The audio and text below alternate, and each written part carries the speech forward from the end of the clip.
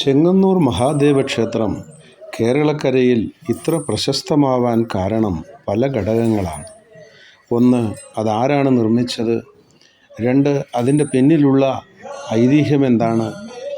മൂന്ന്, ആ ക്ഷേത്രം പണിതത് ആരാണ് തുടങ്ങുന്ന പല കാര്യങ്ങളും ഘടകങ്ങളും ഇതുമായി ബന്ധപ്പെട്ട് കിടക്കുന്നു. അതിലാദ്യത്തേത് ദേവിയുടെ തൃപ്പൂത്താറാട്ടുമായി ബന്ധപ്പെട്ട ഒരു വളരെ പ്രസിദ്ധമായ ഒരു കഥയാണ്. നമുക്കാദ്യം ആ കഥയിലേക്ക് തന്നെ പ്രവേശിക്കാം. ദേവിക്ക് ആർത്തവമുണ്ടെന്ന വിശ്വാസത്തിൽ ചിരിക്കുകയും അത് നിരീക്ഷിക്കുന്നതിനുള്ള എല്ലാ ഗ്രാൻറ്റുകളും നിർത്തുകയും ചെയ്ത ബ്രിട്ടീഷ് റെസിഡൻറ്റ് ശ്രീ മൺട്രോയുടെ ഭാര്യയ്ക്ക് അന്നു മുതൽ നിർത്താതെ രക്തസ്രാവം തുടങ്ങി. പല ഡോക്ടർമാരുമായി ആലോചിച്ചെങ്കിലും ആർത്തവം നിലച്ചില്ല. ക്ഷേത്ര ഗ്രാൻറ്റുകൾ തടഞ്ഞ അദ്ദേഹത്തിൻ്റെ നടപടിയായിരിക്കാം കാരണമെന്ന് മൺട്രോയുടെ ഒരു അഭ്യുതകാംക്ഷി അദ്ദേഹത്തിനോട് പറഞ്ഞു. തൻ്റെ ഭാര്യ സുഖം പ്രാപിച്ചാൽ ദേവിയുടെ തൃപ്പൂത്ത് ആഘോഷിക്കാൻ താൽപ്പര്യമുള്ള ഒരു ട്രസ്റ്റ് സൃഷ്ടിക്കുമെന്നും മൺട്രോ പറഞ്ഞു. അദ്ദേഹത്തിൻ്റെ ഭാര്യ ഉടൻ തന്നെ സുഖം പ്രാപിച്ചു. ട്രസ്റ്റ് രൂപീകരിക്കുകയും ദേവിക്ക് 2 വളകൾ, സ്വർണ്ണവളകൾ അദ്ദേഹം സമ്മാനിക്കുകയും ചെയ്യുന്നു. ഇന്നും അത് ഉപയോഗിക്കുന്നു. മേൽശാന്തിയുടെ ഭാര്യയോ മരുമകളോ ദേവിയുടെ മെൻസ്ട്രേഷൻ പരിശോധിച്ച് സ്ഥിരീകരിച്ചു കഴിഞ്ഞാൽ അതിന് അവർക്ക് മാത്രമേ അനുവാദമുള്ളൂ. പാർവതി ദേവിയെ പെൺ ആനപ്പുറത്ത് പുണ്യനദിയായ പമ്പയിലേക്ക് ആനയിച്ച് കുളിപ്പിച്ച് വലിയ വസ്ത്രങ്ങളും ആഭരണങ്ങളും ശ്രീ മൺട്രോ സാഹിബ് നൽകിയ വളകളും അണിയിച്ച് തിരികെ കൊണ്ടുപോകുന്നതാണ് മഹത്തായ ചടങ്ങ്. പിന്നീട് ക്ഷേത്രത്തിൽ നിരവധി ചടങ്ങുകൾ ഉണ്ട്.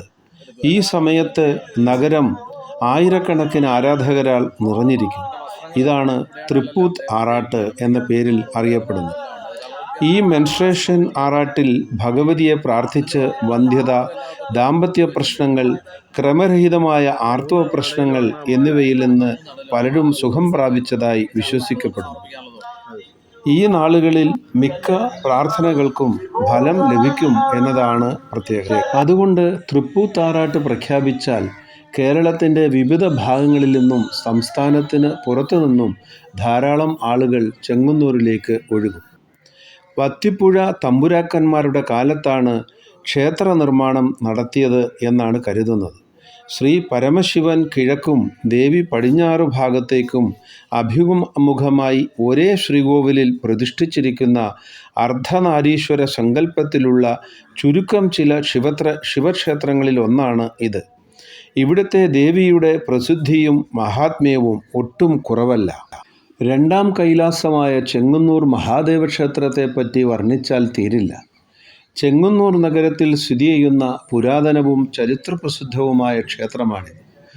വൈഷ്ണവാംശഭൂതനായ ശ്രീ പരശുരാമനാൽ പ്രതിഷ്ഠിക്കപ്പെട്ട 108 ക്ഷേത്രങ്ങളിൽ ഒന്നാണിത് എന്നാണ് ഐതിഹ്യം.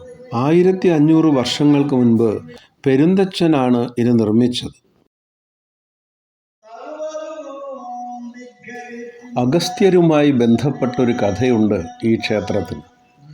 എന്തോ ചില കാരണങ്ങളാൽ ശ്രീ പാർവതി പരമേശ്വരന്മാരുടെ വിവാഹത്തിന് പങ്കെടുക്കുവാൻ അഗസ്ത്യർക്ക് സാധിച്ചില്ല.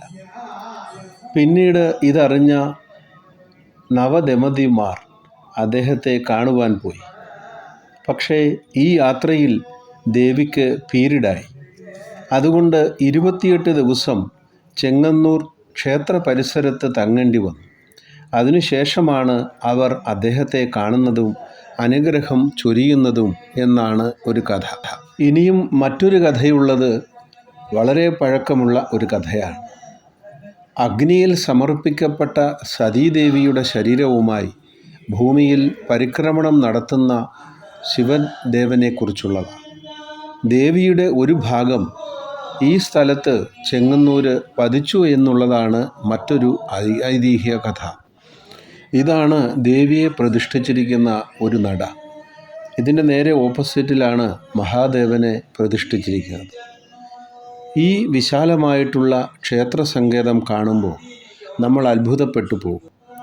1500 വർഷങ്ങൾക്ക് മുൻപ് പെരുന്തച്ഛൻ ആണ് ഇതിൻ്റെ ശില്പവൈദഗ്ധ്യം പ്രകടമാക്കി. അദ്ദേഹമാണിത് നിർമ്മിച്ചത്.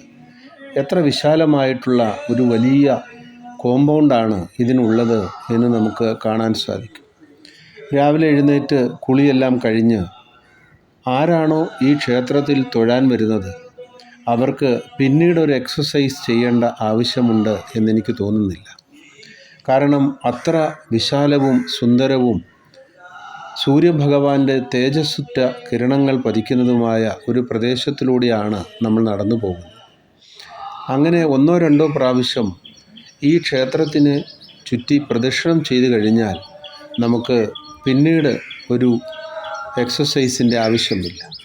ഉത്സവ സീസണിലുമൊക്കെ ആയിരിക്കാം ഈ പ്രദേശത്ത് ഭക്തജനങ്ങൾക്ക് ഭക്ഷണം വെളിയിൽ അടുപ്പ് കൂട്ടി ഉണ്ടാക്കുന്നൊരു സ്ഥലമാണ് ഇതെന്ന് എനിക്ക് തോന്നുന്നു. ഈ എരുക്ക് മഹാദേവന് പ്രത്യേകിച്ച് പൂജാ കർമ്മങ്ങളിൽ വളരെയധികം പ്രയോജനപ്പെടുന്ന ഒരു മരുന്ന് ഉള്ള ഔഷധ സസ്യമായിട്ട് ഞാൻ മനസ്സിലാക്കും. അതിൻ്റെ വെളിയിൽ ഉപദേവതകൾ ശാസ്താവും അങ്ങനെയുള്ള ദേവതകളെല്ലാം.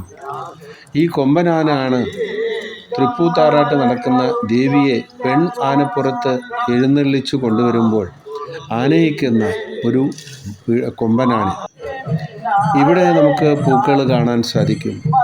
താമരപ്പൂക്കൾ, അതേപോലെ മറ്റ് പൂക്കൾ, ഭഗവാന് അർപ്പിക്കുന്ന പൂക്കൾ, ഇതെല്ലാം നമുക്കിവിടുന്ന് മേടിക്കാൻ സാധിക്കും. ഗണപതിക്ക് വെക്കുന്ന പൂക്കളും ദേവിക്ക് അർപ്പിക്കുന്ന പൂക്കളും മഹാദേവന് സമർപ്പിക്കേണ്ട പൂക്കളെല്ലാം ഇവിടെ നമുക്ക് മേടിക്കാൻ സാധിക്കും. അങ്ങനെയുള്ള ഒരു കടയാണ് അത്. അദ്ദേഹം നമുക്ക് നേരത്തെ ഈ ദേവീക്ഷേത്രത്തിൻ്റെയും മഹാദേവ ക്ഷേത്രത്തിൻ്റെയും ഐതിഹ്യങ്ങളും കാര്യങ്ങളും പറഞ്ഞു തന്നിരുന്നു. ഏതായാലും ഈ കൊടിമരവും ഉത്സവമാണ് ഇപ്പോൾ നടക്കുന്നത്. ആ കൊടിമരത്തിൽ ചാർത്തിയിരിക്കുന്ന കൊടിക്കൂറയുമെല്ലാം വിസ്മയത്തോടു കൂടി അല്ലാതെ നമുക്ക് കണ്ടു തീർക്കാൻ സാധ്യമല്ല. ഇവിടെ ഇരുന്ന് പാരായണം ചെയ്യുന്ന ഒരു നല്ല ഗായകനെ നമുക്കിവിടെ കാണാൻ സാധിക്കും. അദ്ദേഹം എത്ര ആത്മാർത്ഥമായിട്ട് ഭക്തിപരവശനായിട്ട് രാഗവിസ്താരത്തോടു കൂടിയാണ് ഈ പാട്ടുകൾ ആ ഭഗവത് സന്നിധിയിൽ ആലപിക്കുന്നത് എന്ന് നമുക്ക് കാണാൻ സാധിക്കും. അദ്ദേഹത്തിന് പ്രായാധിക്യം കൊണ്ടാണെന്ന് തോന്നുന്നു, ഇരിക്കാനുമൊക്കെ ബുദ്ധിമുട്ടുണ്ട്. മണിക്കൂറുകളോളം അദ്ദേഹം പാരായണം ചെയ്തു.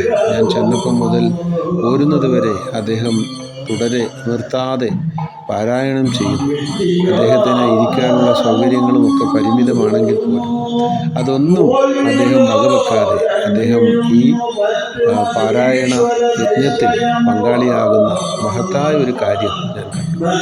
നമുക്ക് അദ്ദേഹത്തിൻ്റെ ഭക്തിസാന്ദ്രമായ ആലാപന വൈദഗ്ധ്യമുള്ള പാരായണം അല്പനേരം ശ്രദ്ധിക്കാം എന്നെനിക്ക്